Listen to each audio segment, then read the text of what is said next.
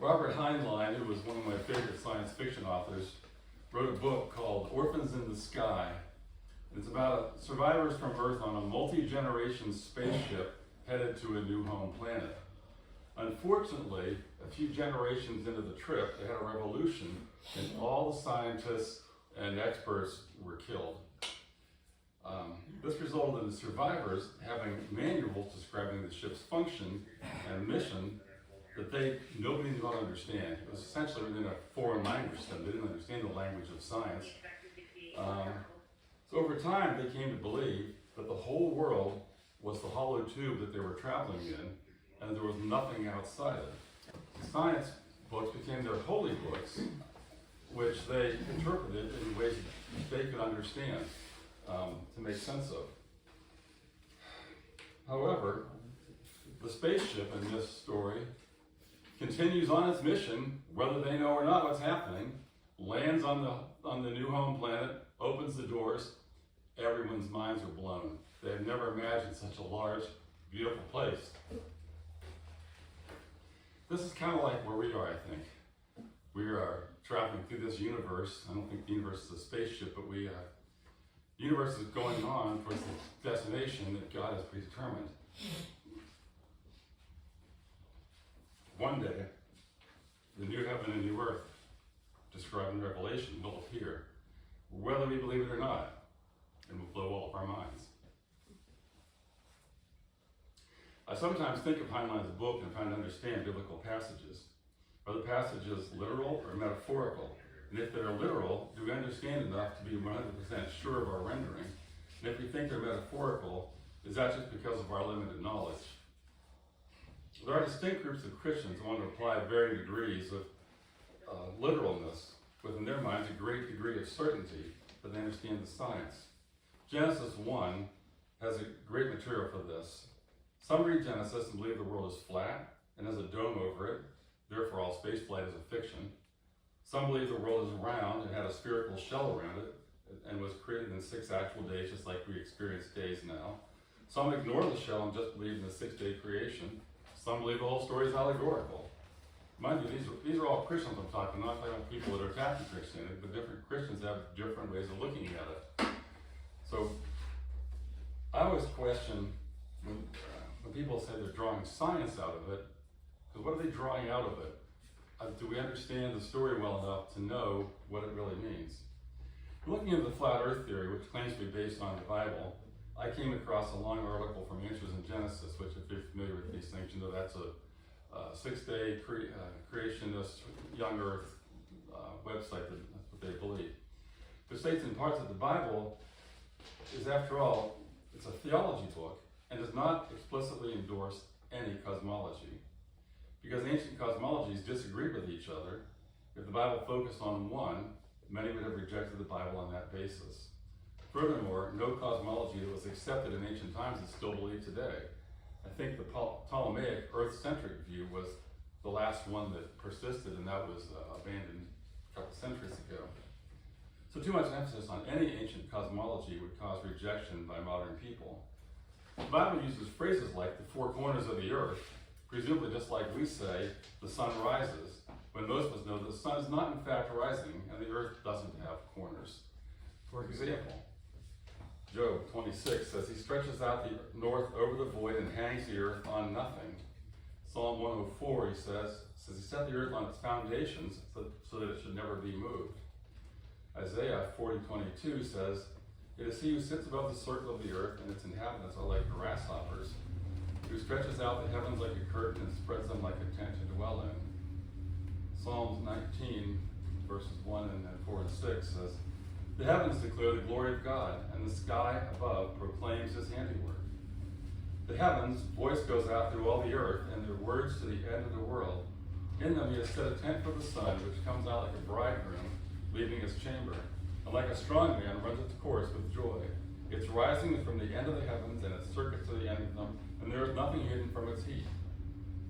In Revelation 7:1 says, after this I saw 4 angels standing at the 4 corners of the earth, holding back the 4 winds of the earth. So reading passages like this, we have to discern whether the writer was being poetic or metaphorical or literal, or just describing what people saw, much like the way we use the words the sun rising. I think we all understand the voice of the heavens is metaphorical. I mentioned one of the verses there. Unless the author has thunder in mind. We also know that they can't all be literal. If Job is correct that the earth hangs on nothing, in Psalm 104, you can't say that it's, it's set on its foundation. That doesn't quite jive. So what is he really saying there? Is it correct to saying the earth is immovable? Or I would suppose that the expression in the Psalms really trying to tell us that kind of emphasize the solidity and the permanence of the earth, not that it's not moving. My personal view of interpretation is that we should start with a presumption of literal truth, unless we have some reason to think otherwise. But always remember that theological truth is what is most important. I mention all this because today's scripture from Isaiah is related to Genesis, and I want to think about what it means. Isaiah, this is the Isaiah passage, that is. Isaiah 11, 1 through 10 gives a view of what life could be like. Indeed, what I believe life will be like under God's final rule. In verses 6 through 10, it says, let me ask a question first. How many people think that this verse says, the lion will lie down with the lamb? What? That the lion will lie with the lamb. Well, she read the lamb will invite the lion. She read this verses recently. Yeah. But most people believe, and one of them believes this verse says the lion will lie down with the lamb. He hadn't just had it read to you. It does not say that anywhere in the Bible. The children's picture books show that picture. I thought it was a little curiosity that came up in the reading. But what it says is, the wolf will live with the lamb, the leopard will lie down with the goat, the calf and the lion and the yearling together, and a little child will lead them. The cow will feed with the bear. The young will lie down together, and the lion will eat straw like the ox. The infant will play near the cobra's den, and the young child will put its hand into the viper's nest. They will neither harm nor destroy on my holy mountain. For the earth will be filled with the knowledge of God as the waters cover the sea. Now we have to ask, is this metaphorical or literal? Some of the arguments about this are scientific. God couldn't make a lion eat grass. Some are theological, largely having to do with premillennial, post-millennial, and amillennial theology. If you, like me, don't know what those words mean, I look them up. The millennium referred to here is the 1,000-year reign of Christ on earth mentioned in Revelation chapter 20, verses 1 through 7, where it says an angel will come down and cast Satan into a pit where he'll be locked up for 1,000 years and Christ will rule over the earth. Very generally, premillennialists believe that Christ will come before the 1,000-year reign, which is accepted as literal, and that is yet to come in the future. Post-millennialists believe that Christ comes after the 1,000-year reign, and that we're already in the period of Christ's reign from heaven, and that Satan is bound in the sense that he can't prevent the gospel from being spread. There's more finesse to these things. Amillennialists believe that the whole thing is allegorical, but that's not quite the right word. That it'll be heavenly establishment, not allegorical, but it's a heavenly establishment, and will occur after we have a new earth.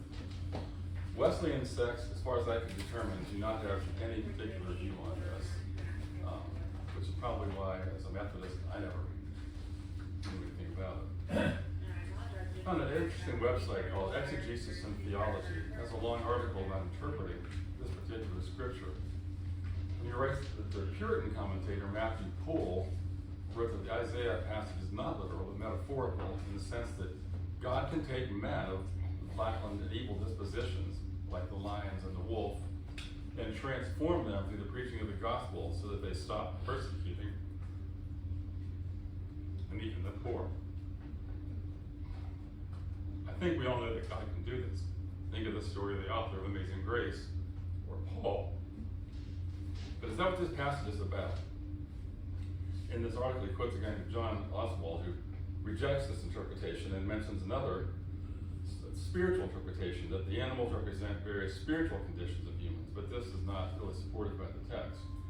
But he does write this, John Oswald, I quoted this. The goal of the passage is not to give detailed information on what animals will eat in the eschaton.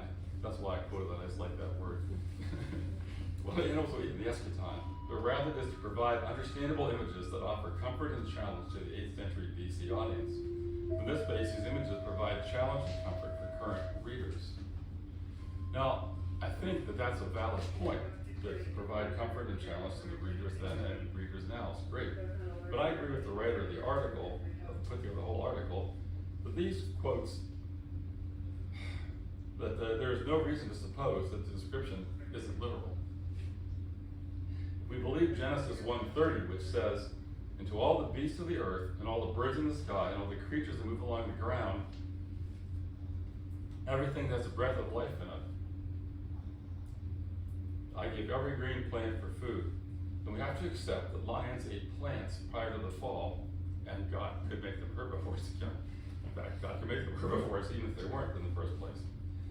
To believe that lions were always carnivorous also means that there was death before the fall, and it was not Adam's sin that brought death into the world.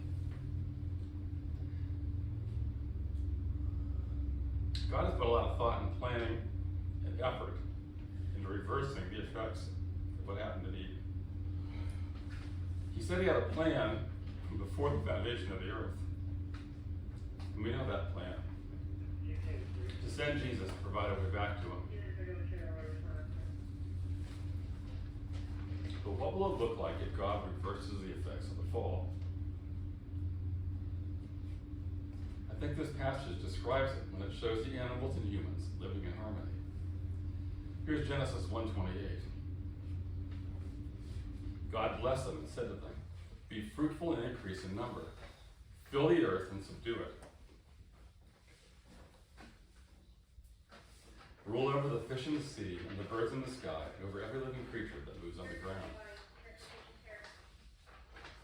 The passage in Isaiah states, "The wolf will live with the lamb, the leopard will lie down with the goat, the calf and the lion and the yearling together.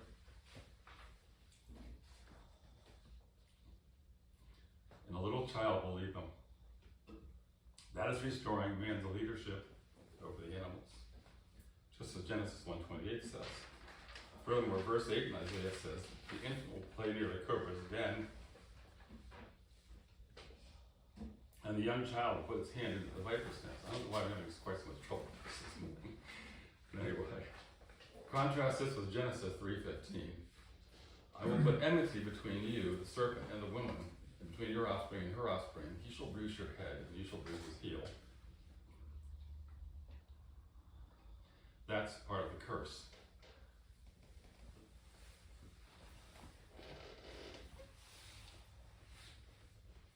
So in Isaiah, we see that the curse is removed.